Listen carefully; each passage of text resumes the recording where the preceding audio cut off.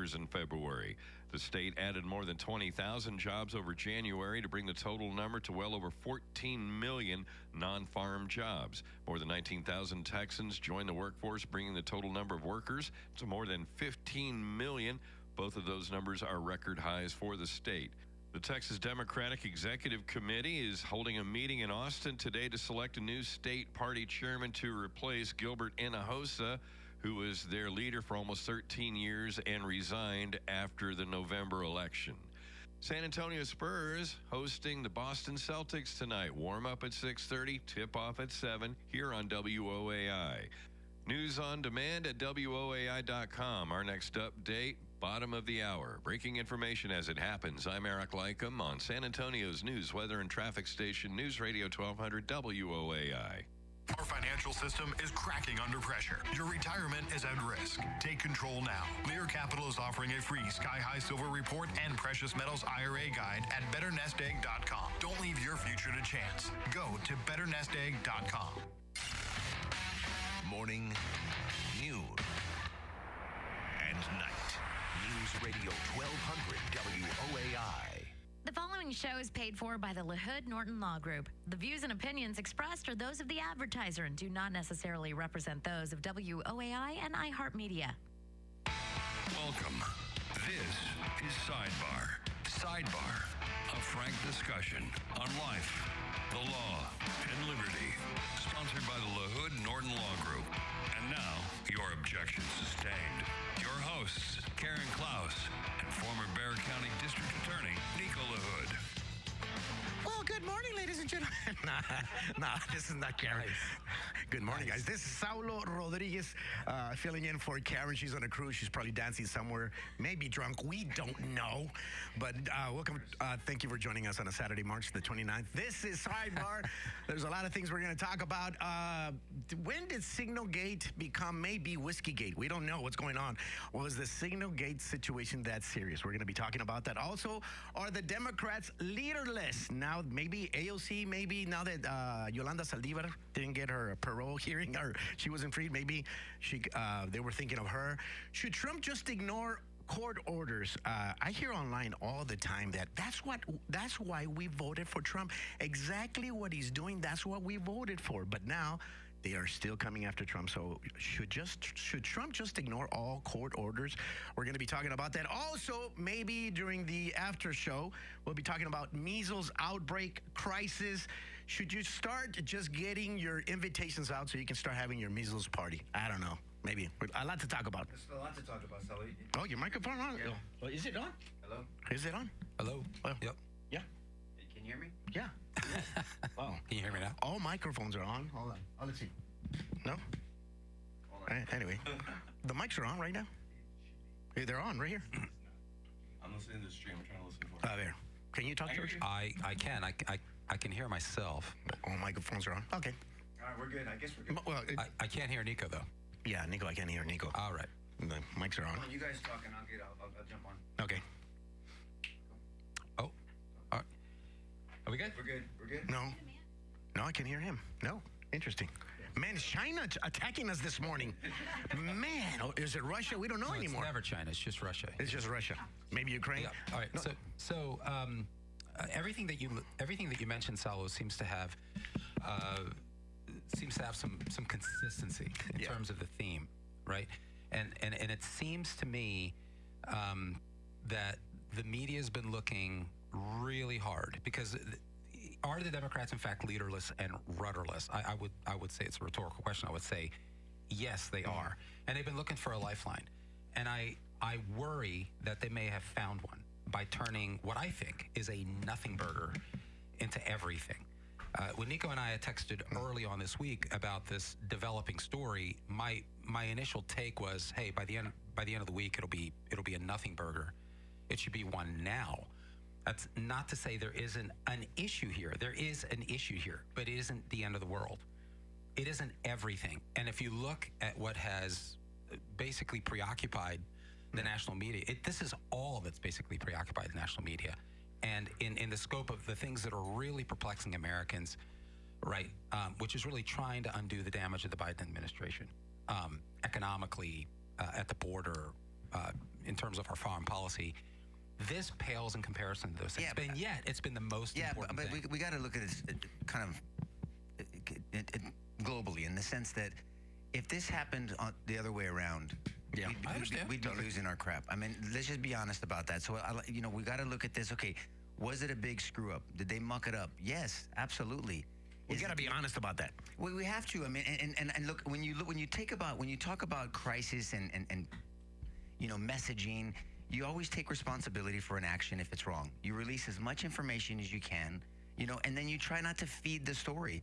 And I think that I just got to be honest. I think Republicans and conservatives and Trump supporters and Hegseth and Walls, I think they fed the story when they started attacking Goldberg. Look, the guy's a piece of work. I got it. Mm-hmm. I mean, he's not an honest actor. He's been biased in the past in his reporting. Should be called out for that.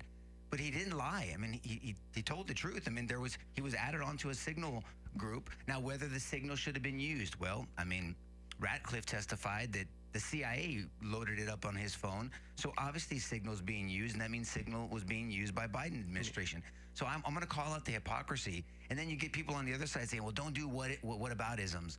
I'm not, but I'm going to criticize your level of outrage and whether you had that same outrage when things equivalent or worse happen on the other side. So again, to me, this is another example of tribalism. I mean, just call it what it is. I don't think they should have attacked Goldberg. If there was something to attack him on that separately. But he was added onto a group. It's not like he snuck onto a group. One, check. That's a screw up. Check. Nobody passed away. Check. That the mission was extremely successful. Check. Are these classified information? Well, let's talk about that. Was it classified? And was this a means of communication, whether we like it or not, by government officials, and should it be used in the future? All those things, and what's happening is all being conflated and jumbled in, and so we need to dissect all of those things. But I think Mike Walls, in my humble opinion, did not do him any favors going on Laura Ingraham. I don't know if you saw that, George and Saulo. Yeah, I would largely agree with what you're saying. Yeah. And that's absolutely right. I mean, don't pump air into this balloon unnecessarily. I think we saw, and then we saw some congressional representatives going on CNN. That's the other thing, and sort of adding to the narrative that this is really very serious. I, for one, don't think it's serious at all, and I'll explain why. The mistake here is that Jeff Goldberg got added to this group chat, and that is a legitimate question to ask because we don't want just anybody on that. That's a serious screw up in that view. Yeah, but that's where it ends. There were no consequences to this other than what has been fomented. Now, I think it's important that we be fair, but I'm not a both sides guy. I'm not. I think we should just look at what is before us. I don't rush to say, and Nico's got a valid point, I don't rush to be on a whataboutis guy. But I think the hypocrisy has a serious stench here. Yeah. Okay, nothing happened. Nothing happened. It wasn't this was an operation. This was an operation that went off squeaky clean. There was no collateral damage, and nobody died. And then you have Susan Rice on national television saying that this is the national security debacle of the century. Yeah, that's exaggeration. This is my point. I mean, that deserves criticism much more than the idea that this was somehow very serious. I think they're afraid to handle it as it's not that serious, but we did do a mistake. Yeah. And I think that's hard because sometimes I think that they think that if they acknowledge a mistake, they're feeding. So what if? So we have to say the what ifs, right? What if something did happen? What if it did get out? That's true. What if soldiers were killed and lost their life? Now would it still not be a big deal? It would. So then you're saying it's not a big deal, not because of the procedural screw up, but because of the result. And it's not always, we can't always look at things like that. Now, when you look at allegations that I deal with, ag assault, deadly weapon. Well, there's ag assault, deadly weapon. There's ag assault, serious bodily injury. Both of them are ag assaults, but one of them had a result. The other one just had the threat. And they're both facing 2 to 20 and 10 years of probation or community supervision and $10,000 fine. Now, they don't both get the same punishment I think to where George I think is alluding to, but still they're both facing the same punishment. Yeah. So I still think you call what it is. It's a screw up. It's not the end of the world. It really isn't the end of the world. And I think there's another analysis you have to look at is why are the Dems just jumping on this? Is it because they have nothing else to jump on? Probably. Is this the only scandal? I mean, and so, but again, I didn't finish my thought on Walls because it begs the question. He says, he made a very distinct claim. He said, I've never spoken to this guy. I didn't have him on my phone. Well, but yet I added him to the chat. I think he said an aide. No, he didn't. No, he didn't. He said, "I take responsibility. I'm the one that put responsibility." It's no. But he said it very specifically. Because I felt like Laura Ingraham was trying to give him an out. Well, because hold on, no, I'm the one that added him. I put that group together, and so then he's taking responsibility. But you've never spoken with him, and you didn't put it. And then he says, "I'm not a conspiracy theorist, but what? But somebody added it on your phone, and then they chose that douchebag because he's the worst person to add to your group chat. I mean, so then he put that out there, and I don't think that was wise to put out there. Just say, it ultimately, regardless of how it got on there, I take responsibility for it. I'm not going to throw anyone under the bus. Throw me under the bus. That's what I would have said, and move on. You screwed up. I did. But and then move on. I mean, this thing has been fomented, and I think we've added to it when Pete Hegseth is talking crap about Goldberg, and then Walls calls him a scumbag, and then of course Trump does what Trump does. I mean, it's fine. Everybody does. I mean, that's what you expect from him. He plays ignorant. But everybody else jumped on board, and I don't know. In my humble opinion, I don't think that was the right way to deal with that crisis control.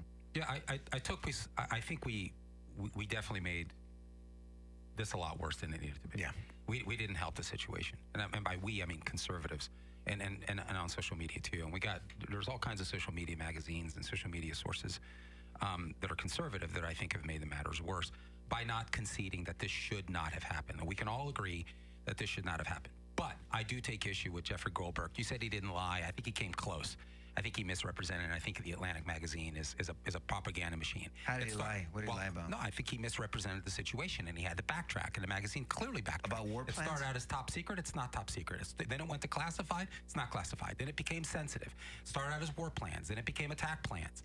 Then they started saying that this Signal app has never been used before, and it's not appropriate to be used. That's not actually true.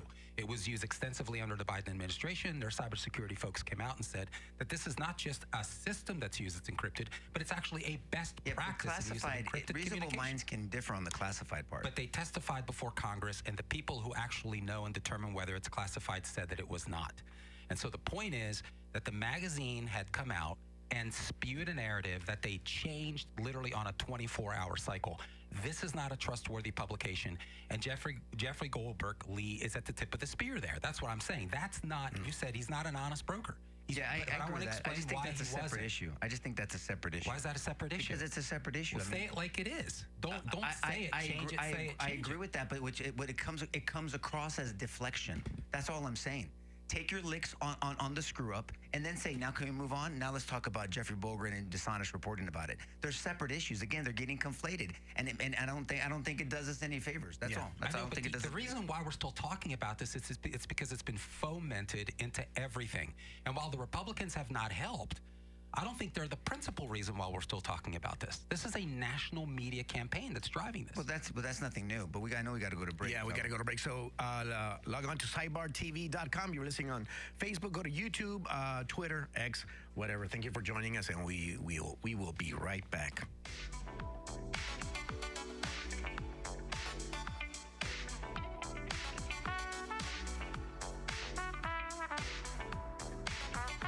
Reputations as respected high-level prosecutors in Bexar County, the attorneys of LaHood Norton Law Group bring invaluable practical knowledge from the other side of the aisle, using over 70 years of combined experience to strategically advocate clients' rights and pursue the best possible outcome. I'm Nico LaHood with LaHood Norton Law Group. Have you been arrested or accused of a crime? The LaHood Norton Law Group has the knowledge to defend you regardless of how small or large your case. In Bexar County, anywhere in the state, or even nationwide, we have the knowledge to defend you in federal or state court, no matter how small or large your case. We are trial lawyers with proven success. Using their 70 years of combined experience to strategically advocate for their clients' rights and pursue the best possible outcome. The LaHood Norton Law Group. For a free consultation, call today, 210-797-7700. 210-797-7700. LaHoodNorton.com. This is Nico LaHood. If you or a loved one has been arrested or accused of a crime, we can help. LaHoodNorton.com. And we're back. Thank you for logging on to sidebartv.com and following us on all the social media platforms. Something I got to say about this particular this situation with Hexif, it's pretty cool because normally you hear on the internet that the left can't meme, that the Democrats are not funny, that they don't know how to create graphics, funny stuff. But lately, I've been very impressed because, like what Janie says, I have many people on Facebook that have made memes about Hexif and his past issues with alcohol, saying he was drunk. I have been so tempted to be snarky and ask how many times Harris slept with Biden to get the VP spot. I mean, if we're going to use the past, let's go all in. LOL. That's so true, Janie, because I've been seeing a lot of memes about Hexif, that he was drunk, that his wife was trying to send him some text and he didn't know who to send text, and what did I do? And he panicked and stuff like that. So it's been pretty interesting. It is interesting. But look, I mean, let's kind of round up that conversation.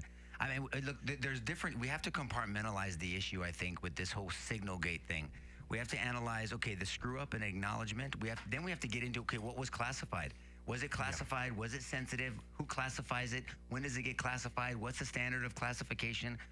And then for me, again, look, I mean, I want to change hearts and minds. So, I mean, would I be pissed off if this happened with a different administration that I don't support? True. That's so true. I mean, and we just have to be honest brokers on that. And how far would we be taking it? And where has... But why? But why? Because that's apples and oranges. What's apples and oranges? Because the previous administration had a pattern of actual national security screw-ups. Okay, it's a pattern. It's systematic. No, but Nico's saying if they did the same thing. That's what Nico's saying. If they did the same thing. If they did the same thing, all I'm saying is how far would we'd be adding that to the list of screw-ups. I get it. But yes, but for very different reasons. You wouldn't be defending them like you're defending this administration. Right? I would be if it wasn't a pattern of... Well, you're telling me what I would do. Let me tell you what I would do. We're speculating. But go ahead. Oh, okay. You said that I would do something, and I would agree with you, but for a different reason. Of course, I would criticize them. I just said that this was a mistake that the Trump administration had made. This was an error, right? And then they came back, like you said, and they added air to a balloon that should never have been added to. That's right. Take your licks, take responsibility for what you did wrong, and then continue down the road. Now, the Biden administration did this on a consistent basis, and there was actual consequences to this. I mean, where do we want to start? The Obama administration did the same thing. The Arab Spring, Obama's red line, the Afghanistan debacle, one thing after another that actually were national security screw-ups. It was a pattern. We don't have that pattern with the Trump administration. And if you compare that pattern with what's going on with Trump right now, that's what I mean. These are apples and oranges. But see me, when someone has a pattern of doing something in my world, I'm just saying, then there's harsher punishment, but you're still punished.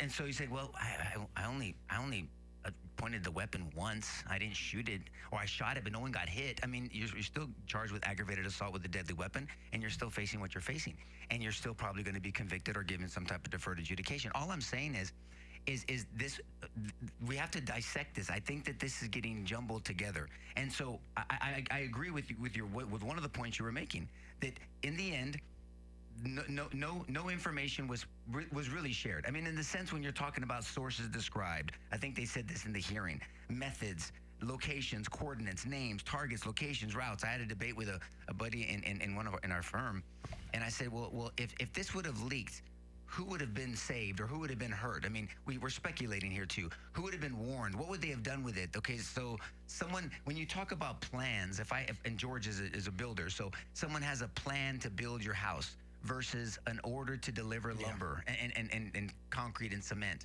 Well, the plans tell you where the plumbing goes, the lighting, the electrical, this, that, and the other, the design, the square footage. That's an actual plan. Now, that's me. Maybe the military has a different definition of plans, but that's for me. In my world, that's what a plan is to me versus, hey, we're going to drop off the lumber so you can implement your plan. And so I think that there's a little bit of, both sides are jockeying for their side. I'm trying to be objective in this and analyze this and compartmentalize the discussions here. And it needs to be talked about. Again, we look at from it shouldn't have happened to how did it happen to what was the response versus the reaction, which I didn't think was excellent. And then moving forward, and then what are the definitions? I mean, the Democrats made the spectacle of this, which, I mean, some of them were good points. I wasn't overly impressed. I didn't watch the whole thing with the. I liked Ratcliffe's how do you pronounce his name? That's right. I liked his spunk back, of him defending Pete about the whole drunken thing. That was asinine. Now the Dems made themselves look stupid again. I mean, so I think we just need to compartmentalize these issues. That's all. And then learn from it. Look, you learn it's not going to happen again. I guarantee that. Yeah. So. And I think we also see that in Trump through this whole campaign and his presidency. He never says that he did something wrong. He'll not. Trump. But he acknowledges that. He thinks it's a sign of weakness. I mean, his son even talks about that. Yeah. And look, I mean, I get it. I understand that Chris Cuomo believes the same thing. He will not want to apologize for the stuff he did. And I get that. I think that if you're comfortable in your skin and humility calls for a redirection and an acknowledgement you screwed up, I think you do it. And it doesn't mean you're weak. You just say, look, I'll push right back at you if you take this overboard, but I'm trying to take responsibility for my behavior or for my decision, and I'm going to move on from it. If you want to live in the past, then I'll meet you there, and then we'll go at it. But I mean, so I think that's I respectfully think that's a flaw. I just do. I think you should acknowledge and redirect. But the Dems and the media, they're different. I think what Trump was trying to say is that we've been at this in this administration for 2 months. Is this the best you got? And I think the underlying that is a valid notion that beyond the admission that Jeff Goldberg should not have been added to this chat, beyond that, which is what interests me, I'd like to know how the hell that happened, and obviously make sure that doesn't happen again. Anybody who shouldn't be on that group chat. Beyond that, what is there to talk about? Yeah. Mark Estrada says, my question is, if the meeting and text were classified, then why did the news release it? Why wasn't he investigated for that? That's Mark Estrada. Well, Jeff Goldberg went on social media and repeatedly said because of his principles, he wouldn't do what the other guys did. He wouldn't release classified information. And then, of course, he released it. So I guess I'm wondering about those principles. Hold on. But the timing of his release, look, I don't like this dude, but I got to be fair. He released it because he was being attacked for what was really on those. And I was always careful. I was like, guys, be careful what you ask for. If you keep pushing him on he's misclassifying and misidentifying or misdescribing what was on those chats, you're going to force his hand to release him. The Bulwark podcast that I watched. Yes, I watched the podcast with Jeffrey Goldberg. It's called the Bulwark podcast. I'm trying to remember the guy who presides over it. But they went back and forth on this, just as you're doing. Mm-hmm. And they said, look, I mean, they're calling your bluff. They're saying you're lying. Well, I'm not lying. I'm not like them. Oh, okay. Then why don't you just release it? And so forth. And he goes, in fact, why don't you share it with congressional aides? And the guy goes, oh, wow, you trying to be my lawyer? He got kind of defensive. And I said, look, just release it. Well, he said, I'm not going to release it because I'm not like them and I have principles that I live by. And within 24 hours, he releases them. So I guess all I'm saying is, what principles exactly, and this is, the whole magazine's like this. There's been a sliding scale. And I think that's what we ought to be talking about here, that there is an effort beyond the admission that this should not have happened. Beyond the admission, everything else that has followed has been propaganda. That's my concern. And we haven't focused on that. But this is nothing new. I mean, I think we should talk about all of it. I want to talk about everything, you know what I mean? So I think everything with acknowledging screw-ups, because that's how you get better. Right? Amen. So I always bring this up. It came, a buddy of mine that was in the military, in the Air Force, and his captain said, good decisions come from experience, and experience comes from bad decisions. That's life. Yeah. That doesn't make excuses. That's not saying I hope I screw up. But if you don't learn from it, then you can't get better. Alex Daniel says, George is right. The previous administration actually screwed up on purpose and got people killed, and they didn't care. That's the difference, Nico. That's what Alex Daniel says. No, but that's correct. That's not that it's. I understand there's a difference. I'm just saying, but they're both you're wrong. Not disputing that. No, I'm all in on that deal. Yeah. I'm just saying let's compartmentalize them because this has to stand on its own or fall on its own. That's all I'm saying. Yeah. Now, when we get into a discussion about faux outrage and these principles that people on the left stand for, well, then that's when we get into a discussion about, well, you sure didn't speak up when this happened or that happened. You have to depart, or else you lose credibility. You're so right. Maybe I'm too much of a trial lawyer. You're so right. I got a guy that's always trying to argue with me online, and sometimes he calls me on Instagram, and when we're talking, and when I say, yeah, I don't like that about Trump either, he stops completely. He's like, oh, wow, you're accepting something wrong because they think that we're not going to accept anything like that. So I think that but there are some people that do that. I say there's three stages of Trump responses. There's Trump derangement syndrome. It's very, very true, and there's no antidote to that. We've seen it. And there's also Trump euphoria that thinks he walks on water. Yeah. And then there's Trump realists like myself. And I've always said earlier, I don't think this is, and there's some people, there's a fourth category, Trump fatigue. I don't think that one's as big as it used to be because people are seeing the results he's doing. I mean, I got into a debate with a buddy of mine. I said, what are you complaining about? This is a clown show. This is this. What are you talking about? What's a clown show? The fact that in a week, 94% of illegal aliens stopped coming in with no new laws. I mean, seriously, that's a clown show. What else is a clown show? The fact that it appears that the theory of using tariffs is producing some results. What else is a clown show? That eggs have gotten cheaper? Yeah. What else is a clown show? Gas is getting in order. What else is a clown show? That $3 trillion of foreign companies are coming in to the United States and which is going to be manufacturing jobs and jobs for the United States citizens. I mean, what else? I mean, I don't understand. I mean, this is where and this is an intelligent person that I have a tremendous amount of respect for. But I mean, so this is why I really try to sift through all the BS and all the crap. And do what I do for a profession and look at facts, look at a law, look at a principle that applies, actually see if that principle sustains scrutiny of yourself and people that you like, and then give an analysis and call balls and strikes. I think it adds credibility. I mean, I'm an apologist for, and a euphoric apologist for Trump policy. Yeah. But I'm a realist about his flaws. Yeah. I mean, Trump does not walk between the raindrops. Right. And let's just get that into evidence right now. But I think that builds credibility. People acknowledge that you're not. The problem is that the people think that we see Trump as some religious figure. Nope. And he's not. He's a deeply flawed man, but happens to have the right policies for the country. I don't know. Hence why we support him politically. Well, J-Man says, I think we should consider this by now, that there is a rat near Trump circle and purposely added an anti-Trumpers number. Maybe. I don't know, but in the end, but then you have to ask yourself, how could somebody have added somebody's number to a signal call that what's his name, Walls? It's on his phone. Yeah, it's not like a computer app. There are reports that his aide has access. Trusted aides have access to that, and can compose those group chats. Well, then that's where an investigation. I'd love to be able to investigate that to see if that's true. Well, that should have been the discussion instead of calling Goldberg names. I mean, whether he deserves them or not. But speaking of personalities and Trump and what he's going to do, I mean, there's been a discussion and there's been talk about him ignoring court orders, and that's important. We need to talk about that as well, about whether. Are we going to break? No. Well, we got 2 minutes. Yeah. Thank you for logging on. If you're on YouTube, please help us out sharing the stream. You're watching on YouTube, please like it up. I don't know if you're subscribed. If you're on Facebook, please tag somebody that would enjoy these conversations. So also, if you want to be part of us getting louder and getting more out there, please go to Sidebar TV. There's a place where you can sponsor, become part of what we're doing through Sidebar and provoking these conversations. And I like this when Nico and George talk, because people can see that you have difference of opinions in some areas, and you're still friends. Sometimes. Have you ever had one where like, I got to take a break from this guy? Has that ever happened? No. Never. No, we've gotten intense.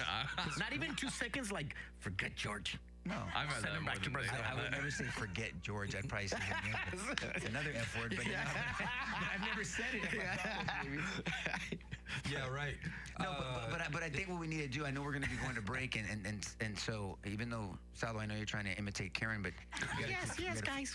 But the court orders, I mean, we need to talk about that, because there's talk about Trump ignoring court orders. There's a lot of federal judges that are making rulings, and we need to talk about this Injunctive Relief Act that's in place and what Congress can or can't do about it, but the principles behind whether they're trying to stop his agenda and whether he should ignore them or not. I know we need to go to break. And thank you for joining us. We'll be talking about measles outbreak, crisis, whatever it is, in the after show. So we'll be right back.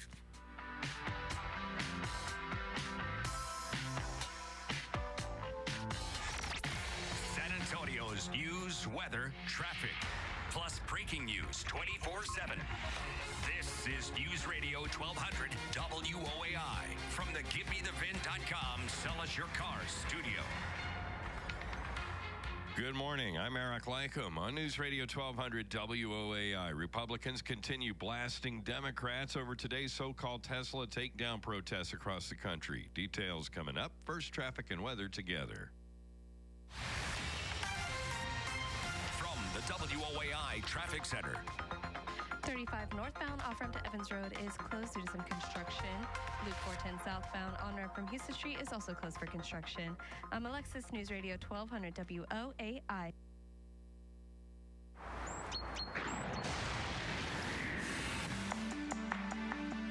Clouds and sun this afternoon, high around 86. Right now, we've got partly sunny skies, 66 at the WOAI 24-hour weather center.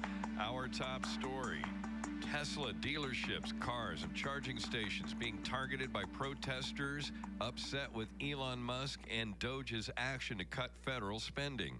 Tennessee Republican Senator Marsha Blackburn on Fox's Hannity last night calling out Democrats for not condemning the attacks on Tesla, saying they refuse to support a resolution condemning them. The Democrats actually came to the floor and objected to that resolution. They are against this. You're not hearing anybody speak out against this violence on the Democratic side. The Justice Department says it considers attacks on Tesla domestic terrorism. Latest report from the Texas Workforce Commission shows the state had record highs in the number of jobs and the number of workers in February. The state added more than 20,000 jobs over January. More than 19,000 Texans joined the workforce, bringing the total number of workers to more than 15 million. Those are record highs for the state. And Saks Global has announced a reverse course and will keep the historic Neiman Marcus store in downtown Dallas open through the holidays. After that, they say they'll reimagine the space for the future. News on demand at WOAI.com. Our next update, top of the hour. Breaking information as it happens. I'm Eric Lycom on San Antonio's news, weather, and traffic station, News Radio 1200 WOAI. From the WOAI Traffic Center. 35 northbound off-ramp to Evans Road is closed due to some construction. Loop 410 southbound on-ramp from Houston Street is also closed for construction.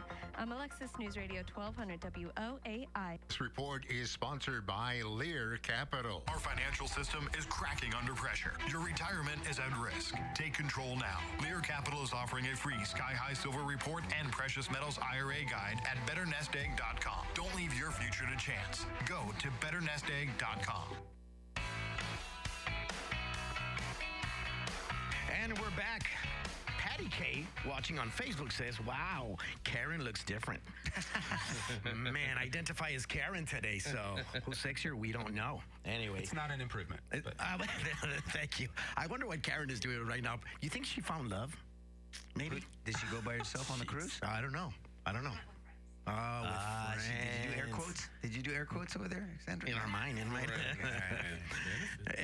I always hear, Nico, when I see stuff about Trump, like people are always arguing, right? And I hear this phrase a lot. That's what we voted for. Keep going. Whenever you see Trump like bulldozing a little bit or sounding like he's bulldozing. So in regards to the court cases and all that stuff, everybody's excited that Trump. They want the old Trump. This just comes in aggressively and tears things down. I don't know. So what should Trump do in regards to the court cases? Oh, well, what do you mean? Like not the court cases. The injunctions? Yeah, injunctions, yeah. I mean, he should follow the law. I mean, he should follow a court order and then appeal and go from there. I mean, look, this is what we were talking about on break. What a lot of people don't realize is the Constitution only addresses the Supreme Court. The Constitution does not provide structure and procedures for the judiciary. That's Congress does that. So Article 3 talks about the Supreme Court. Congress has set up different courts and federal courts and circuit courts. And actually, circuit courts comes from the idea that judges used to handle certain circuits and get on horses and ride to different areas. And that's why they call them circuit courts. They rode on horses to different circuits. But Congress provides structure and procedures for the judiciary.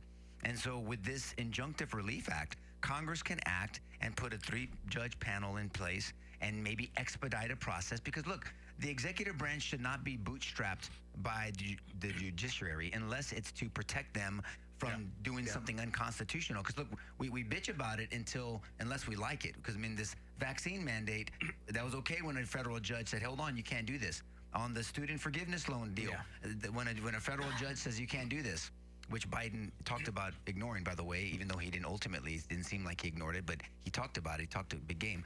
All I'm saying is Congress can act on this Injunctive Relief Act, and they should, because I don't think it is good for an executive, any executive, to have a plan, to have the voters vote in something that they were going to do and they're actually trying to implement it, and then you have this forum shopping, and you go to any federal judge. Of course, you're going to find a good ear. Yeah. And then a judge issues an order, and then you're screwed. And then the president of the United States and his administration is bootstrapped. So Congress needs to act, but I mean, does Congress ever act? I don't know. But people are wondering. because Congress is not exactly known for efficiency or being on point. I know. And so we have, so the chances of that happening, I think, are relatively, unfortunately, because I agree with you, slim to none. And then, so what about self-correcting? Will the courts self-correct? Because what they're doing, it seems to me, is blatantly unconstitutional. I love what you said about the Constitution making no provision for lower courts, and only the Supreme Court, indeed, in Article 3. So here we have, it seems to me, constitutionally, overreach. I mean, where does a district court judge think he can bring the entire Trump presidency to a screeching halt?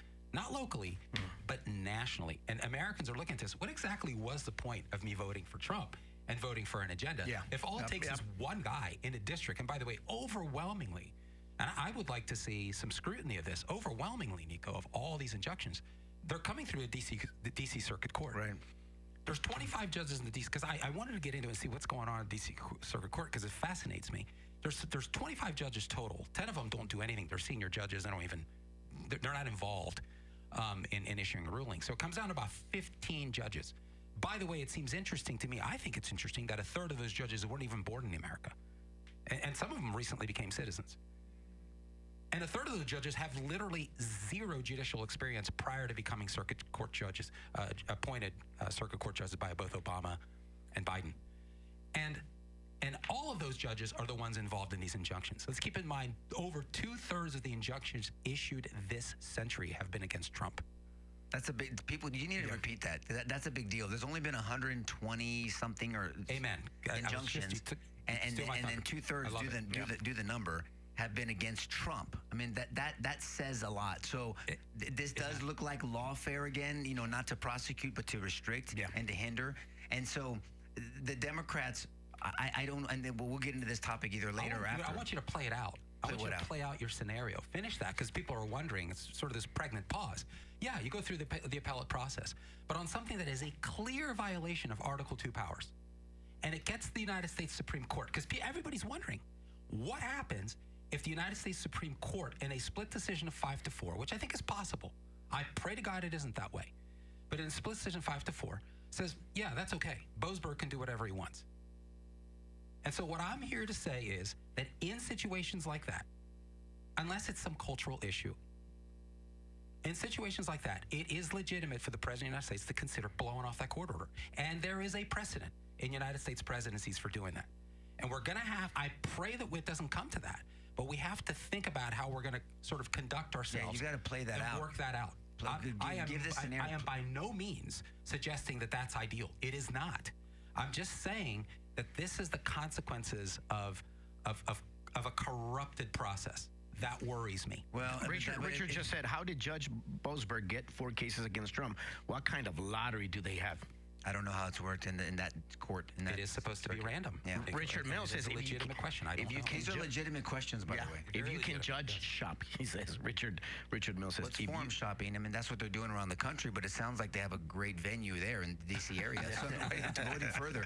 I mean, so all that needs to be addressed. I mean, I think the caution is, if and I understand George is advocating that this is the extreme of the extreme scenarios, but then if it can be done, and then when is that extreme scenario valid, and when is it called it is an extreme scenario, because then the other side will do it. I'm big on setting up a process. I'm big on due process, fundamental fair play, because the process and the principle that undergirds the process will outlast a party. Yes, I agree. That or a person, all these P's, right? Amen. And people should defend that more than their party. Well, that's what I'm saying. That's where I defend principles and processes over a person or a party. I mean, yes, that my principles align with the Republican Party. I got it, check. I get that. But I'm just saying, though, but if the Republican Party were to lose their crap and lose their minds, my principles would stay the same. Yeah. And the process that I want to advocate for would stay the same. Right, because it's based off a principle. So that's the caution I have with this whole discussion about ignoring court orders and what happens to this. Now, Trump hasn't.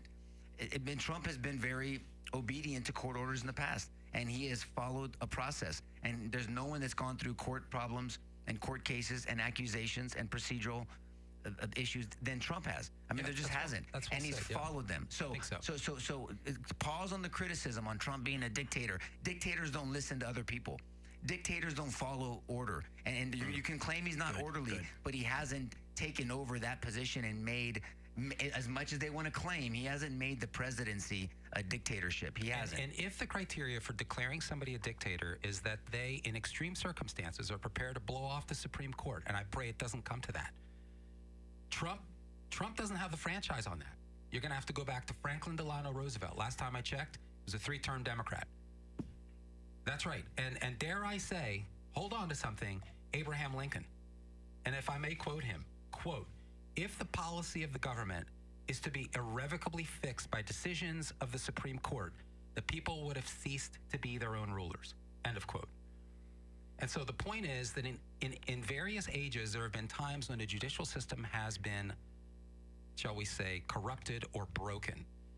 And in both types of administrations, there have been presidents who have been faced with that possibility, which is horrible. It should never come to that. What concerns me, Nico, is that the only time we've heard from John Roberts is to criticize Trump for having an issue with Boasberg inserting himself in a national security operation. But I need to educate myself historically on why Roosevelt and Lincoln ignored a Supreme Court. I just think that's a slippery slope. Yeah. I'm not saying I believe you when you say it's historically happened, and I do recall the Lincoln one. I just got to understand the details, because my concern is a president and a party making up the reasons when it should happen, and then because it's a definitions issue for me always. I mean, like whether it's with visas or free speech or whatever we're going to discuss about or next, it all boils down to definitions for me. And then when you can control the definition, you can control the behavior and the narrative. I mean, just like what's classified, what's sensitive, what's classified, what's an emergency, what's good, what's evil, what's moral, what's immoral. I mean, we get down to these definitions, and that's where the rubber meets the road. So that's my caution on the court order. But speaking of courts, though, I mean, and then, I know we're going to go to break here in about a couple minutes, but let's start this conversation, because, I mean, I got a lot of questions about it this week. I mean, a lot meaning 4, which is a lot for a week, on this guy that got deported by, Rubio's been speaking out about it. This guy, I guess he had a visa. He had a student visa, and he's married. He's here. What's his name? What's the dude's name? Can't remember his name. It's a pro-Palestine protester. We'll get the name up, and we'll get it after the break. And they revoked his visa. And they talked about free speech, and he's entitled to free speech for visa holders and all that stuff. I mean, that's another principled conversation. Very delicate. Well, I don't know. I just think it's principled. We just need to talk it through. I want to just put a capstone on the other and then punt from there. That's fine. We hear this about Andrew Jackson, and people compared Trump to Andrew Jackson. He's willing to sort of take a stand for positions and really go to the dark place where it may lead. And if you do your history, if you study it, in Worcester versus Georgia, the Supreme Court ruled against Andrew Jackson. I'm trying to remember. I think it pertained to the Cherokee Indians, and this is where Jackson famously said, or infamously, depending on your perspective, John Marshall, who was the Chief Justice of the United States, John Marshall has issued his ruling. Now let him enforce it. And what culminated from wow. And what culminated from that is that John Marshall backed down, and really from then on didn't have the temerity to try and get in the way of what do they call him? Old Hickory. So yeah, I mean, but look where that goes. Look where that goes, George. Then you have the president showing his church bells to the Supreme Court justice, and they says, now what are you going to do about it? Then the Supreme Court justice says, well, if you don't listen to me, well then I'm going to order. And then the general of the army says, well, Mr. President, actually the troops are mine. Well, I mean, then we have like a gladiator situation. And I hope that what happened before happens again if it comes to that, and that is that what the argument that was pushed is, hey, how did we get here? Yeah. Why did you let your underlings? Why did you let them blow off Article 2 core powers so that we get to this point? And then it promotes a reevaluation. And we'll continue after the break. We will love your opinions on our social media platforms.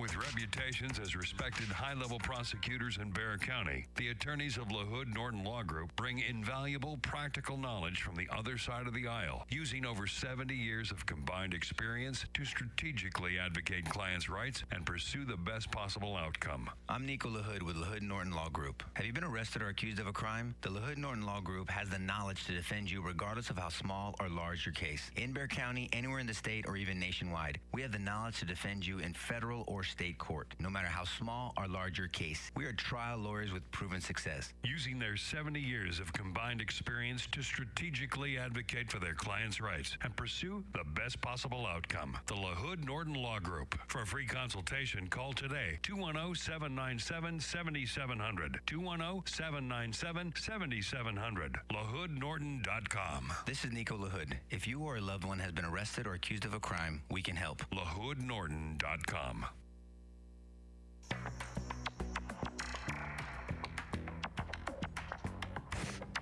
And thank you for joining us on Sidebar.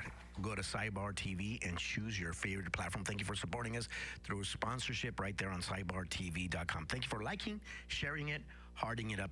So the deportation of what's Muhammad Khalif? No, Khalil. I changed his name. I just baptized him with a different name. Your thoughts, Nico? Because I feel that you are not very mainstream thinking. Well, I don't know what mainstream thinking means. Conservative thinking. Well, I don't know what conservative. Well, you're trying to be cautious. I am conservative. I'm trying to preserve something. I'm trying to preserve a principle of free speech. So I am conservative on this. I'm just saying, I know a lot of. Let me just put on the record. Number one. I don't like this dude. There's nothing I've seen that's likable about him. I don't want him in the U.S. Number two, I don't. Me personally, I don't have sympathy for this guy at all. So you don't like what he represents? No, I don't. I don't like what he's advocating. I don't like how he's advocating for it because he's bringing disorder and disruption. But I'm making my analysis on free speech more than I am on this dude and what even what he's arguing about because I don't agree with what he's trying to advocate. So I'm not. But we have to have a discussion on when free speech is applicable, and why, and I hearken back to Justice Scalia, who is, I think all conservatives respect him, and he's extremely intelligent, learned individual, very deep in his thought. I love listening to him when old conversations and speeches and interviews that he did. But in 2014, at the National Press Club, he talked about free speech is a U.S. protection. It's not an individual protection. And he advocated that it even apply to illegal immigrants, meaning that they have a right to free speech. They have a right to say what they want. Now, they don't have a right to break the law. They don't have a right, because free speech is an American thing. Yeah. It's not an individual thing. And that applies to anyone in America. Now, if you break the law to get in, two things can happen at the same time. You can have free speech and break the law, and you don't lose your free speech for breaking the law, but you should be held accountable for breaking the law. Yeah. So again, this is you have to compartmentalize these things, or else we don't reach that elusive concept called justice. Yeah. It's very elusive because there's a lot of distractions when you're trying to reach justice. So he hasn't broken any laws? Well, I'm not saying he hasn't broken any laws. If he incites a riot, if he criminally trespass, if he's guilty of criminal mischief, if he's criminal of assault or whatever, I'm not saying he did, I'm just, whatever he did, or a terroristic threat or whatever he did, prosecute him for that. Let those crimes influence his revocation of his visa, but give him the process, give him the procedural protection. Got it. And due process. Give him free speech, and then look, there's free speech, but there's consequences at times, meaning not for your free speech, but for your actions. So again, that's just me. I just caution because I know a lot of people that I respect and like, including Rubio. I just really like. I think he's doing a phenomenal job. He said some things in an interview. He said, "Look, if you would have told us he was going to do these things, we wouldn't give in to him. We wouldn't get. Okay, fine. But you did. The New York Times just reported that he has revoked 300 or more visas. Yeah, and may it continue, and may it get their asses out of here." And well, because I appreciate Scalia. I love him too. But you care about the law, so let's go to the law. The Immigration and Nationality Act. This is the problem that I have. You've got students here who are openly advocating for terroristic activity. But it's free speech. I agree with you. And so that is a clear violation of the spirit. Let me implement. Can I ask you a question? Well, I was going to read the act and have you comment on it. But I'm going to ask you something first. Read the act, because I have not read it, so please read it. All I'm saying is get them the hell out of here. But are you advocating circumventing any procedural What I'm saying is you revoke their visa, period. Hold on. Yes, after a procedural posture, right? There's a process to revoke the visa. But has that happened? Been following that. Has he been following it? Sure. There's a process for revoking it. What is that process? Do we know it? Oh, it's not an elaborate process. The State Department gets to make the call in, like you said, and they get to make the call out. I think what Rubio's, and I think he's answered this really as methodically as anyone else has, that there's no due process here. We are under no obligation constitutionally, and if you go to the spirit of the First Amendment, to give you due process, because you came in under certain representations. You violated those representations. And so you're out of here by revoking the visa. You have a right to do that. There's no due process in between. All I care about, well, I don't know if there is or not.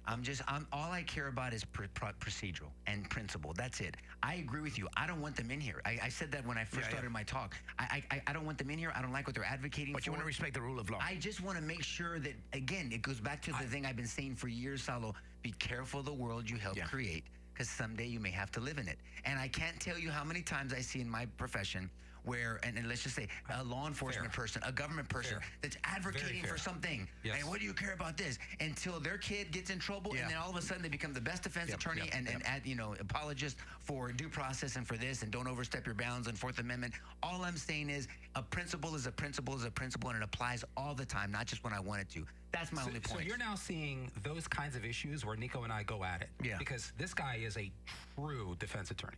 Yes. He doesn't just play one on TV. He is a true defense, and he lives it. Yeah. And it's part of his ethos. And so I get it and I respect it, which is one of the reasons why I like debating with him on this, because I know he actually means what he's saying. And it comes from a thought out place. And so, Nico's the brother I never wanted. I should say, a brother from another mother. No, he's truly my brother, and I respect him for this. And I know he means it. Yeah. So this is fun for me, but it's also very educational for me. I wanted to go back to the Immigration and Nationality Act, because this is where Rubio's coming from. Any alien, and so this is a non-citizen. Any alien who endorses or espouses terrorist activity or persuades others to endorse or espouse terrorist activity or supports a terrorist organization is inadmissible. And so what Rubio is saying is, who gets to determine the inadmissibility? And that's the State Department. And that admissibility is a card-carrying green card. I mean, it's a card that you have here. I think it's an F1 visa. And so he has the right to do that.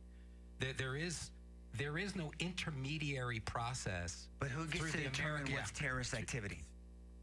And what's that process? Because guess what? Because you know what I heard last year that pissed the crap out of me was when parents were called domestic terrorists. And they were actually talked about and investigated and prosecuted. When Catholics were called whatever they were called because they were pro-life. This is my point. I care about definitions and how we reach those definitions. I mean, after 9/11, we lost a lot of liberties because then a lot of eavesdropping and listening on conversations. And I get the reason why in that state of emergency. But then is that the new normal? Is that what we want? I don't want that. I love freedom. And so all I'm saying is anytime government, I don't want to give government one more notch. And even when I was the government, even when I was DA, and if I ever serve in office again, I'm going to still have this mindset because I believe that you can defend these principles and not just, and I thank you for that compliment, just be labeled a defense attorney. I was just as passionate about this when I was the DA because my oath was to ensure justice. And justice means that we get it right. We've been friends for 15 years. Yes. And you've always been this way. I mean, there's been no change. In fact, you've become more intense about it seems to me as time goes on. And because we've had such a overt assault on free speech. It's been tested. Particularly in the age of COVID and beyond. So I know what you're saying is legit, and I'm on board. My worry is that we don't use the laws of the United States to destroy the United States. I agree with that. That's what totally. And so that's where the conversation needs to be. And that's why I think this debate is healthy. Yeah. I don't think there's enough of this kind of debate going on, to be honest with you. But look, California State University, you know them all. You heard them all. California State University, Tufts University. These are the worst ones for me. California State University, Tufts University, Harvard University, Yale University, Swarthmore College. Students, many of them, some which were here on visas. And this is the population that Rubio is talking about. Students for Palestine, supporting members of Student for Palestine, openly praising Hamas in the aftermath of the October 7th attacks, saying that they were legitimate resistance from the river to the sea, which is everybody knows and is a call for the extermination of the nation of Israel. Hamas is a designated terrorist organization. So in terms of the act, check. And if you're here on a student visa and you are participating in these activities, and in the case of Mahmoud, by the way, not Mohammed, I couldn't remember his last name. You remember his last name? Khalil. I knew his first name, didn't know his last name. Mahmoud Khalil at Columbia. And they've done, they've actually asked students who have gone to school with him, sat in classes with him, and who watched firsthand. This guy's a complete zealot. He's a complete zealot. He's a supporter of designated foreign terrorist organizations by the United States State Department. And the activities that he's engaged in are supportive of terrorism. So Rubio is simply saying, that's not why we let you in here. That's not at all. You have violated that covenant, that commitment, that arrangement, that understanding. We're going to revoke your visa because you don't comply. So that's what I meant. May he continue to identify these individuals. I think your point is legit. How do we know? Yeah, I want to, I don't, because here's what suggesting let me tell you my thoughts. Willy-nilly doing this? I say this all the time, and I say this to clients. I believe none of what I read and half of what I see. Because context matters. Yeah. Because if I believe what I read, that's someone else's opinion that I'm going to take on as my own and as the truth. No, BS. I don't believe anything I read. I'll listen. That'll make me inquisitive and curious, and I'll look into what they're claiming. But I don't believe it. And only half of what I see. Because maybe it's out of context, and I can give you example after example that we don't have time. We can talk about after. We're doing now. But he's worried about one extreme. I'm worried about the other. But I'm saying, but they're both concerning. They're both concerning. All I'm saying, and because I guess don't forget your thoughts, because I want to make this point while we're on, and we can talk more about it. I worry about Woodrow Wilson effect. I worry about that case Schneck versus the United States. Remember that? And George knows that. I know for sure. That was during World War I, Saulo. Schneck was handing out pamphlets advocating why people should not submit to the draft. That's all he was doing. Here's a pamphlet. Don't submit to the draft. Don't submit to the draft. He was prosecuted for inciting people to lawlessness. Well, what's lawlessness? Just informing them about the draft and them have an opinion. Now, if they resist the draft and it's the law, well, then prosecute someone like Muhammad Ali for avoiding the draft. But this is where that whole idea that you can't yell fire in a crowded theater. Yeah. It's never been tested constitutionally. Why can't you yell fire in a crowded theater? Why? Think about that. If there's a fire, then you should be able to. Yeah. If there's not, people look around. I don't smell smoke. Get that idiot out of here. And then they remove him for criminal trespass or whatever it is. Because think about it. Because guess what they tried to do? Telling people not to vaccinate. You're inciting people to lawlessness. Think about that. See, where does this go? Man. We've got to pause. We've got to think. What's the principle? Are we sure we're okay with it? Because that's what these people tried to do just a year and a half, 2, 3, 4 years ago. If you had a different opinion, you were canceled, you wanted to be prosecuted. Yeah. A parent comes into a school board meeting and says, don't show my kids this pornography. You won't even let me read this book during the school board meeting, but you want my kid to read it by himself or herself in a library, and then you're going to label me something that I'm being lawlessness? And so all I'm saying is we have to be very careful. We have to tread lightly. We have to think this through. We have to spar with these ideas and do exercises like this, and then come up with a reasonable response based off principles. And you just put me out of a job. You just put me out of a job. Because, I mean, that's well said. That's exactly right. A violation of the spirit of the law of the First Amendment. Yeah. You can't violate the First Amendment to say violating First Amendment is wrong. And we'll continue this conversation because I got a question for you guys. And also we'll be talking about measles in the after show. Yeah, look, guys, join us, please. And if you're on the road, you're on the radio, I wish there was a way. I don't know if you can jump on your phone or whatever. Don't stare at it, but I mean, listen to it. We're gonna talk about the measles. We're gonna finish this conversation. We'll try to respond to some questions. Thank you for joining in. Saulo, thank you for subbing in for Karen. No problem. Yeah. But you did a great job. God bless you guys. Please share this with someone you think may benefit from it, and have a blessed weekend. Bye-bye. See you on the after show.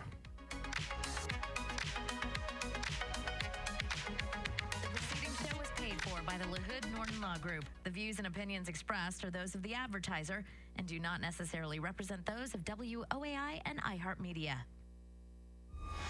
This is News Radio 1200 WOAI San Antonio. Live everywhere with the iHeart app. Now, the latest news, weather, and traffic from the GiveMeTheVin.com Sell Us Your Car studio. Good morning, I'm Eric Lycom. News Radio 1200 WOAI. Vice President Vance in Greenland plugging the Trump administration's foreign policy agenda. Details coming up. First, traffic and weather together. From the WOAI Traffic Center. Over on Loop 1604 northbound, the on-ramp from Highway 151 is closed for some construction. 35 northbound off-ramp to Topper Wine is also closed for construction. I'm Alexis, News Radio 1200 WOAI.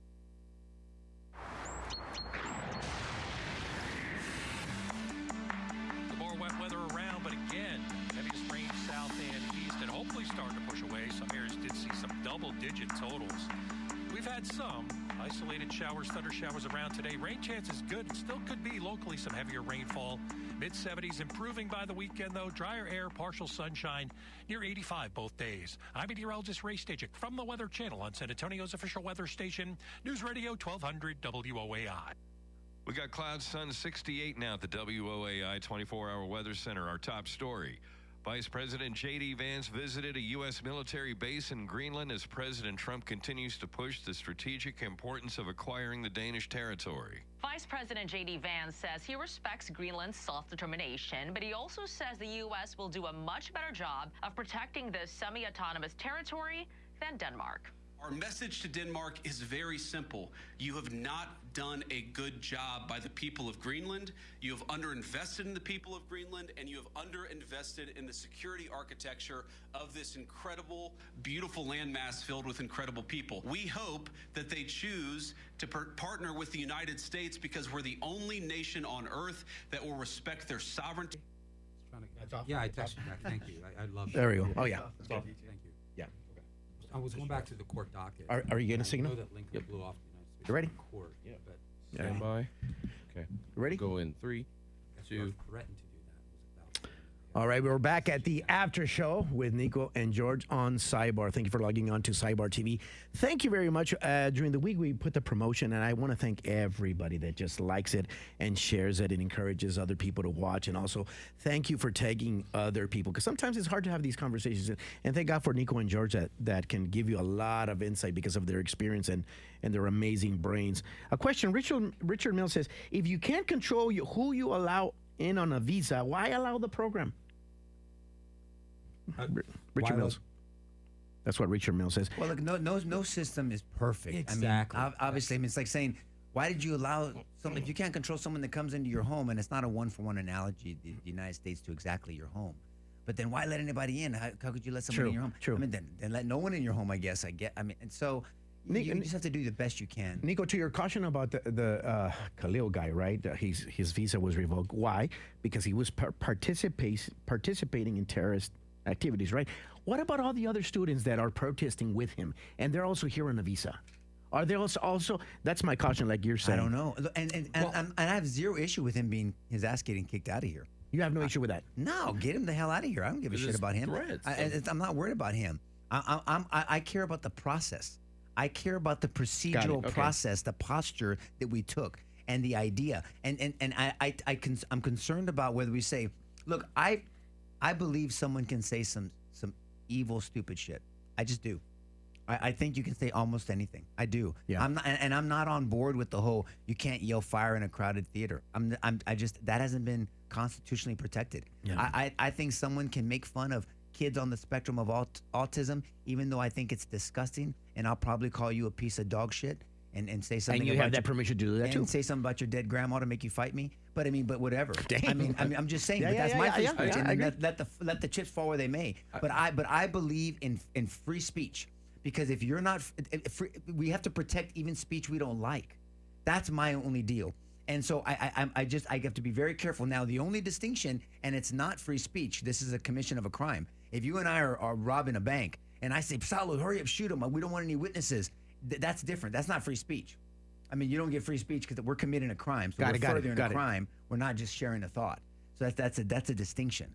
But I just think we just have to be careful. But as long as we have a principle, and that we have a procedural posture that protects that principle, and then you go through the principle and then kick his ass out, I could care less. Nico, I don't want him in this country. There is a process. I guess for me, the stickler is, does that process include going through an actual court process? Because my understanding from what I've heard from Rubio and in reading the act, it seems to me there's a revocation of the visa. There's a change, obviously, in the student status. Sure.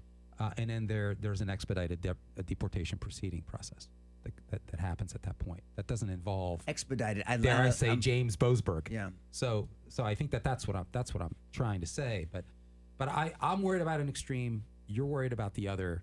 At the end of the day, we agree on the exact same thing. That's the point that I want people to hear. We agree on the core. I'm just always worried about the country suffering harm because of an abuse of its law. I don't want the law to be abused. Well, I don't want free speech laws to be abused or misused or misconstrued in any way.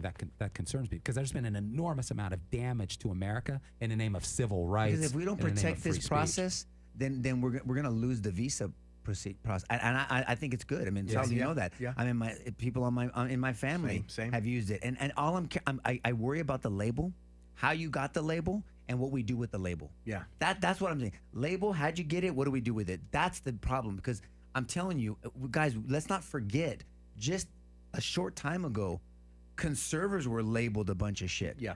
Parents were labeled stuff. Catholics have been labeled stuff. So terrorist, there's that label, and now all they added in was domestic terrorist. Oh, wow.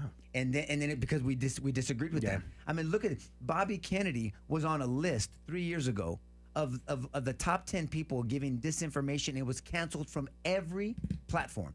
And now he's the health and whatever, HSS secretary. And you and I are on the exact same page as it pertains to that, and we were when it happened. That it was ludicrous. Or Tulsi Gabbard. Tulsi, look at her. I mean, it just goes on and on and on. Yeah. Now, obviously, we are talking about a very particular group of people here. These are non-citizens, and they're on F1 visas. I believe they're F1 visas. These are a specific group of people, obviously categorically different than Bobby Kennedy or Tulsi Gabbard. But Scalia didn't think that, though. No, fair enough. And I think he comes at it from your perspective, Yeah. because of the slippery slope that you're Yes, talking. yes. It is legitimate. I agree. I'm the same way. It's just that we can't be so worried about that we're paralyzed. Well, I don't that think we you're can't protect paralyzed. that. We just make sure that we have processes And I'm not in place. suggesting you are. No, I'm I just- know that. No, but I'm okay. just saying we set up processes in place. That's all I care about. I mean, think about how scary this is, Salo, that where the government can come in and say, you're labeled this and you're out of here. Yeah. Because I don't know if you're legal. No, I'm just kidding. I mean, but I'm just Still. I just ride you out. But all I'm saying is we have to have a process in place. That's it. I mean, visa program is a good thing overall. And It so, just is. Again, the process, it's a revocation of a visa. The university is informed of that. The student status has to change. At that point, it seems to me real simple to say, hey, you guys are after Stephen Smith, not Johnny whatever, right? Oh, you're not Stephen Smith. Okay, no offense against Stephen Smith.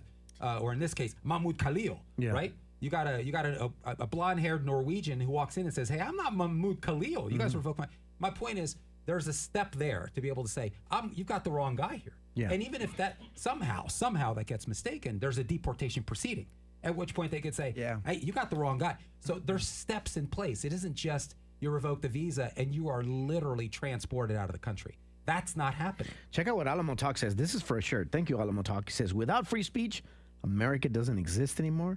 There's no sidebar without free speech.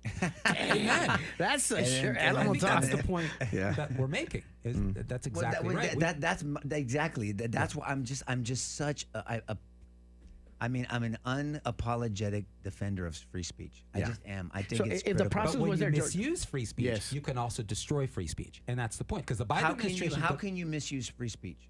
well, if you incite to violence and call it free speech, so that's what's happening here. That's what these Okay, guys. George, so let me ask you Hold that. on, hold on. Freedom of speech does not include the freedom to call for the death, kidnapping, rape, and torture of others, and that's what we have seen systematically. Mahmoud Khalil is no exception. So if you're saying the freedom of speech, then the whole theater thing doesn't apply then. If the freedom of speech includes explicitly calling, and they didn't just say generically, they called out Israel and they called for the extermination of Israel from the river to the sea, let Palestine be free. We know what that means.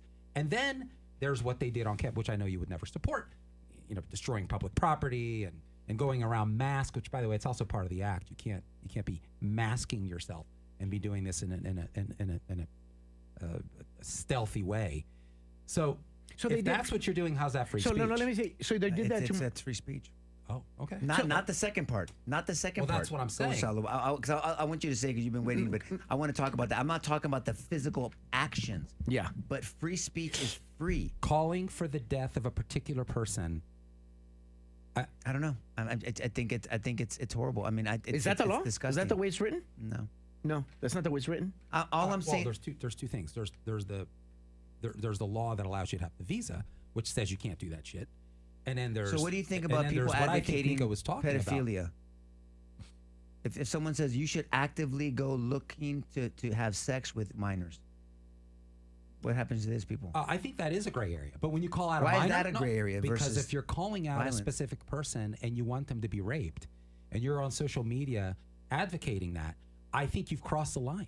How that is protected speech? I'm not saying it is. This is the No, I'm being conversations that have to be specific. had. Forgive me. Yes, but these I'm are the trying to be conversations that have to be had. particular. Amen. All I'm saying. Yes. Free means free, not conditional. And we just have to be careful. I'm not saying we have to make sure the laws reflect what we say we believe. So That's do you it. agree with the law that says you can't shout fire in a crowded theater? No. You don't agree with that? No, I think you have to be careful. Well, I would agree with you on that one. Yeah, I think you have to be very careful. It's interesting. I'm confining to, and there were two things that are going on here. There's what they were saying, okay, which was a specific group of people that they wanted exterminated, and then there's the shit they were doing, which a lot of it was illegal too. Both That's are wrong. second. So Nico, there's no daylight between us on the second issues. It's the first. None. It's like So can you get him out of here for both? For doing and The saying? second one. The For second. calling, See, because he said that's There's the no debate distinction on the second one. because he was saying calling for. Yeah. Right? Yes, right. So my question was going to be, besides Khalil, the people in the protest, all the other students, would you the also... act says you can't support terrorism. This is not as extreme. But what if somebody had, if I may use an example, had injured a family member of yours, and you're calling for everyone to beat the living dog shit out of Fulano who did it? Oh. You're in, and you can say it. If it's Fulano, it's okay. I mean, you know what I'm saying? I mean, so what do you, is that I think I protected? have clearly violated the Violated spirit of what? the First Amendment.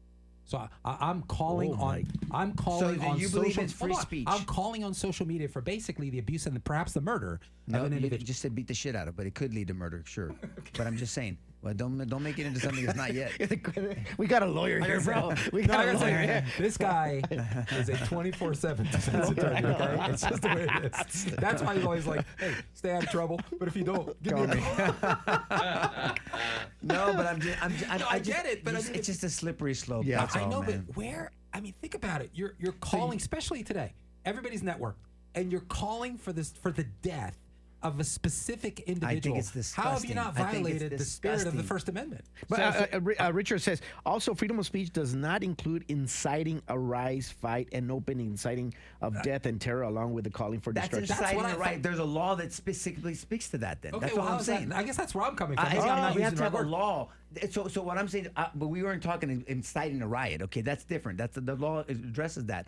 I'm saying you believe in free speech unless it calls for hurting somebody else. A specific threat. Physical. A specific Physical. and actionable threat. It seems to okay. me All right. it's specific and actionable if you call out an individual by name on social media and you are explicit in your description That's not of free what you speech. want for them, which is you want their death. So or the you want people- them to be destroyed. I mean, So all those you're groups... inciting. Nico's talking about, I need to understand this. Okay, so it's not a riot, but does it matter how that comes to an individual? The violence comes to, so whether it's a riot or an individual that does it or perpetrates it? You call for resistance of a movement and somebody misuses that, like J6.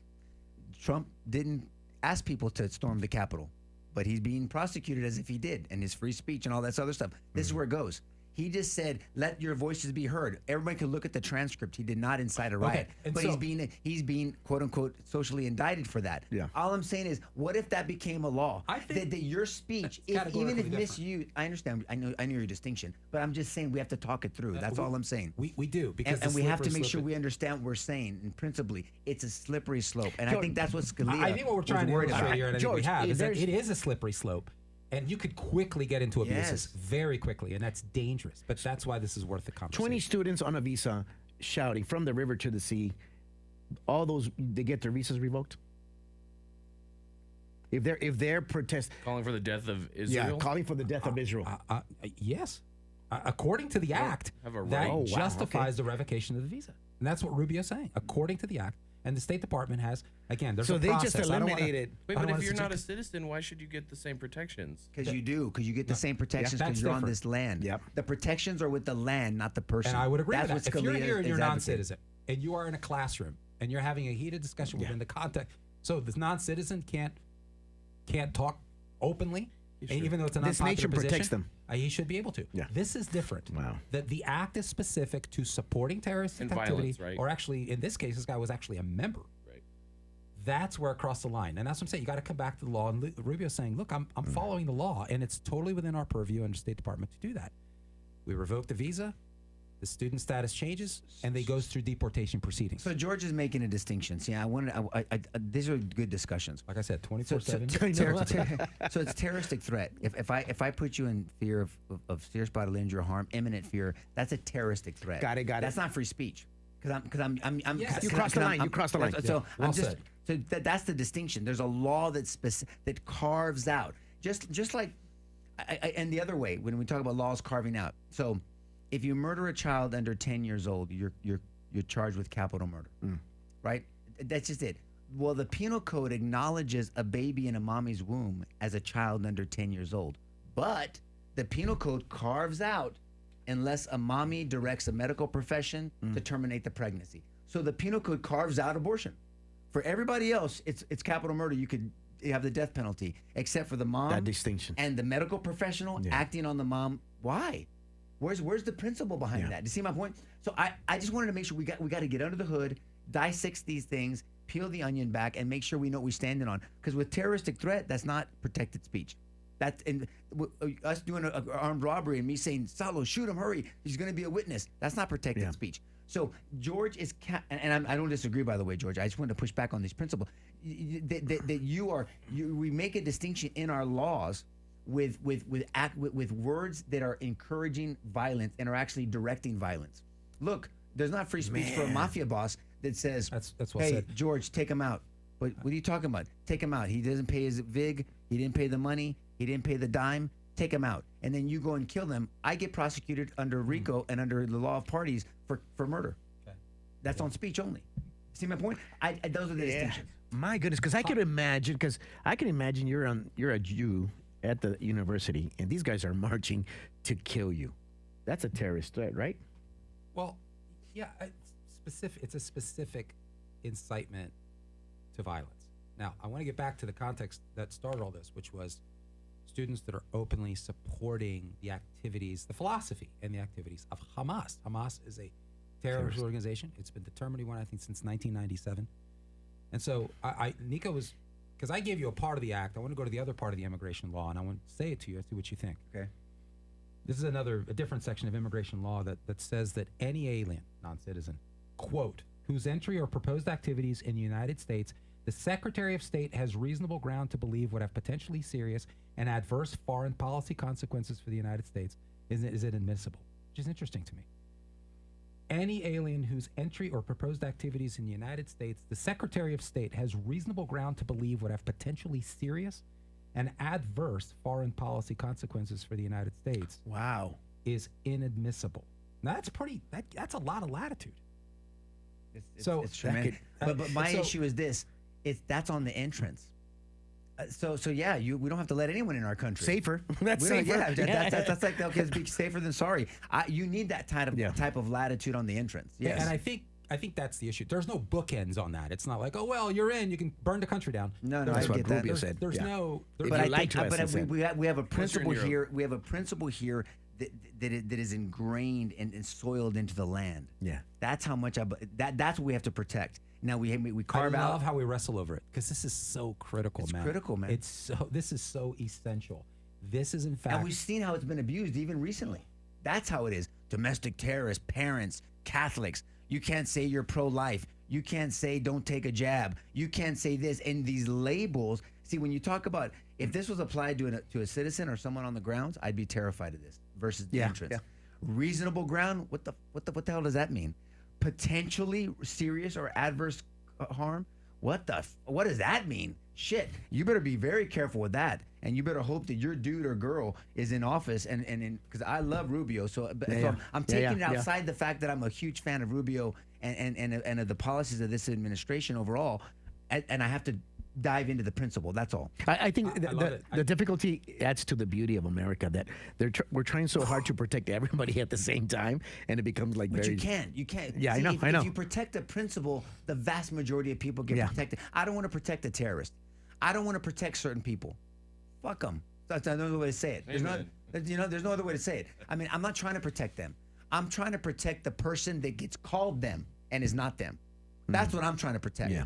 You see my point? Yeah, totally. It's easy, brother. It's easy. I'm telling you, everyone thinks it's cool, fun and games until it's staring at you. Yeah. It's in your backyard. But I think we've wrestled over the crux of the issue. Yeah. Inside the First Amendment, are there reasonable limits for the tolerance that First Amendment is meant to protect? Are there reasonable limits? If so, there's a shitload of case law. I get it, but it doesn't look like it's going to end anytime soon. This is going to continue to be. Now, why is that? Because it is the natural inclination of flawed human beings to lord over others, to stifle over others. Anytime totalitarian regimes have progressed, it has always started with the stifling or the crushing of free speech, and then using the power of the government to crush it violently. First, it starts rhetorically, like in the COVID era. And then we actually saw, we saw authorities getting involved. In the UK, forget about the UK. Shit. UK's out They're of control. screwed. UK is and done. Germany. I mean, you literally have bitches. people What going idiots. to someone's residence, to someone's premises, and saying that it was reported to them that they posted something on social media. And it was just an opinion. It was a rhetorical resistance. It wasn't like, hey, Johnny lives on such and such corner of X neighborhood, go kill him. It wasn't like that. Or any public official. It was just saying, look, I disagree with this idea. I think it's a violation of the UK Constitution, and I have a problem with it. You had people show up on their doorstep. This isn't Constables showing up on their doorstep. I know. We talked about it back then. It's threatening horrible. with arrest. This isn't new for the UK either. They had a guy like 8 years ago who had a little dog he filmed on video doing a little Nazi salute, and they went after him. And what? Yes, he had a little dog do the little. The UK's lost their ever-loving. They've lost their mind. They lost their mind. That country is done without a civil war. It just is. Michael, They're thank you done. very much, Michael. I've always said that and believe that freedom of speech is great, but you have to have some self-discipline. Richard Willis says all this requires judges to be reasonable.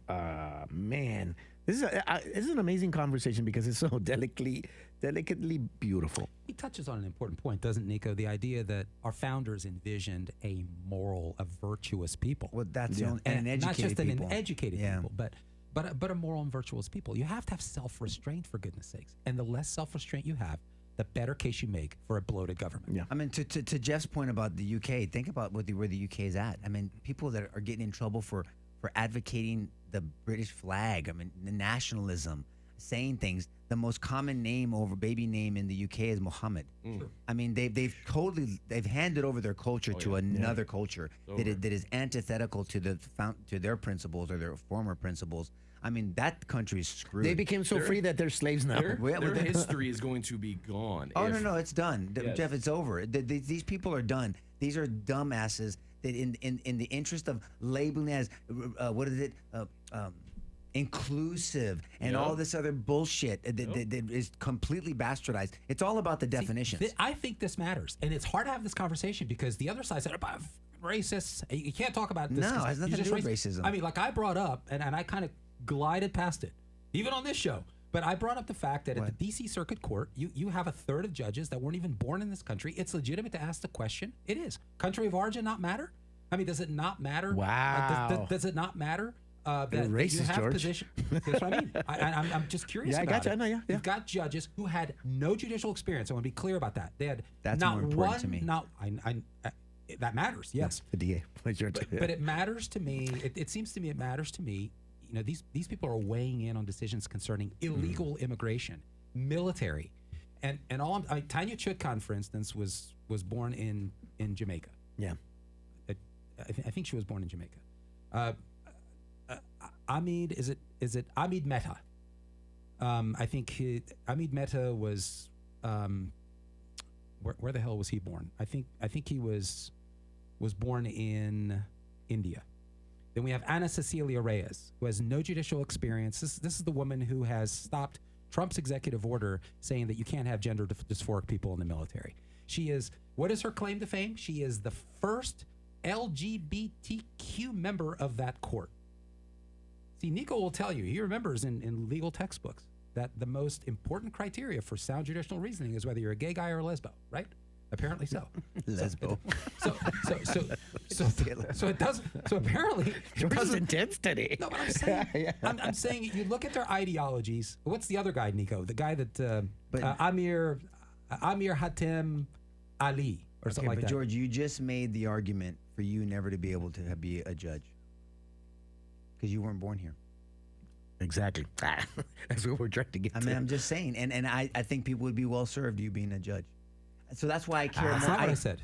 Well, I hold said on, you didn't make the complete full-throated argument, but you're I was bringing this scrolling up. back over. I said I'm pretty sure I didn't say that because No, I I know. don't agree with I'm just saying You're you're talking making to a the lawyer. argument. But no, but I'm just saying. Yeah. I'm just saying. That's why I focused immediately from the thing that is the lack of judicial experience is more so than them not being.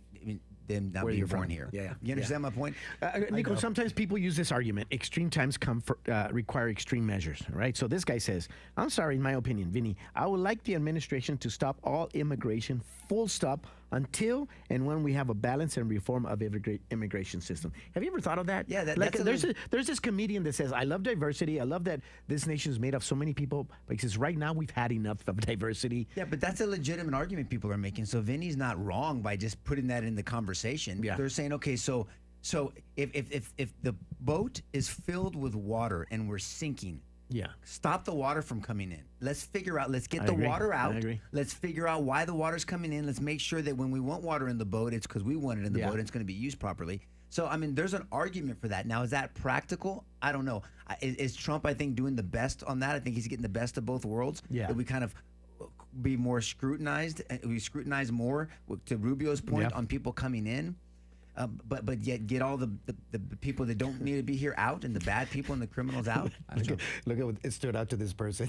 He put lesbo. Sorry, I was being expedient. Yeah, it was with a Z. I don't look. I care about scrutiny. I do, and I think when you're, I want to know why there's no judicial experience, because ultimately these are people who are deliberating. That's why we're talking about all this, because the decisions have been handed down. We have to live with right now. Yeah, and the Trump administration is frankly stymied by them.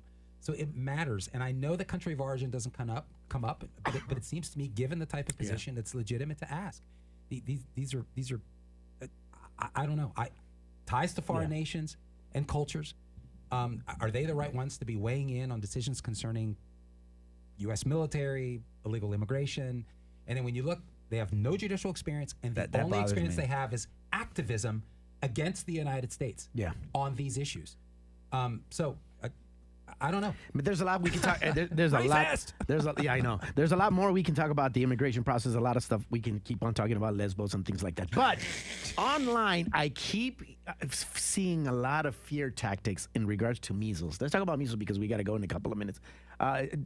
George, what's up? Is the measles outbreak crisis real? Well, look, I wish this came up on the radio, and we can probably bring it up again.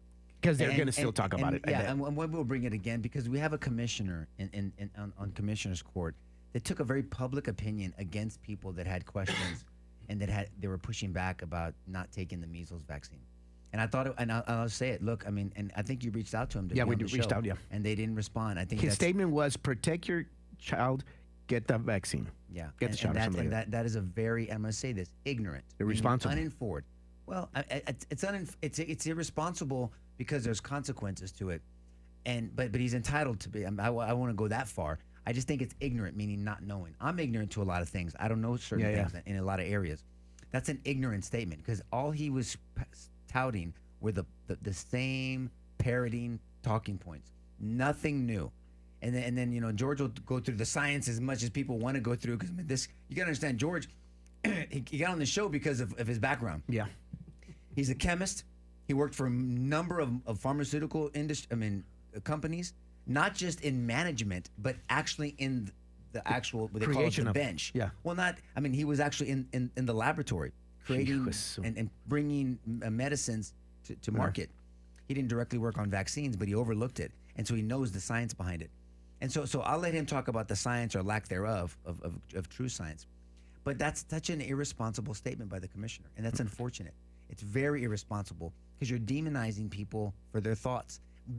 Look, if you know that smoking causes cancer, which we know, excuse me, then telling someone you shouldn't smoke, that's different. Yeah, we have completely. 7,000 studies on it. We don't have any. There's information to back it up. Yeah, and so where all of a sudden have measles become, extremely dangerous. Yeah, I mean, you could. And there was we sent it to our group. when the Brady Bunch back in the old days, they're talking about, oh, you got the measles, honey? Okay, I guess he's going to stay home and be itchy for a couple days. Let's have a measles party. Let's have a measles party so everybody can get the measles and get it over with. Yeah. I got the chicken pox. You know why? Because my older brother Mike got the chicken pox, and my mom and pop made me sleep in bed with him, and I got the chicken pox. Yeah. When Leah got the chicken pox at our house, I told Davi, I said, get everybody I want everyone to get the chicken pox. I mean, Davi and I didn't get the chicken pox. Our daughter had the chicken pox. Why didn't we get the chicken pox? And so all I'm saying is people freak out over this shit, and it's measles. There's not a whole list, a stack of dead bodies from the measles. Now, that poor little child that passed away with the measles, not because not of from the measles. Yeah, we just need. There's to a pop difference. That bubble. Yeah. We've got to pop that Really bubble do. on this. That's a bunch of bullshit. I mean, and I think it's disingenuous, and I don't know the intent of the person, so I want to be real cautious not to indict them falsely. But to use something as tragic as a young child, a poor baby passing away for any reason, and use it for your agenda, man, if you're doing that on purpose and you know that's bullshit, then I think you're feeding into different. fear. Yeah. That's my concern, because they're feeding into fear, and online it gets even worse. People just read that, I have to do this. Yes. Yeah. Yes. And we've learned so much. And I remember when they were filming the news, Nico and I kept texting back and forth. I just wish they would chill. They would just chill. Let's investigate what actually happened, and investigate other things. What exactly is the history, the medical history of this patient? Yeah. That matters. That matters a great deal. And how was this patient treated? That matters a great deal. Yep. And that is exactly the issue here. This is a very big deal. She didn't die. No one dies from the measles. You die from complications that may arise from an improperly treated measles. That is exactly what happened here. It has been reported, and it is a fact that she died from an untreated secondary bacterial infection, which was a complication from not being administered, I think, albuterol. Albuterol is a steroid that's usually administered through inhalation to suppress inflammation, respiratory inflammation in this case.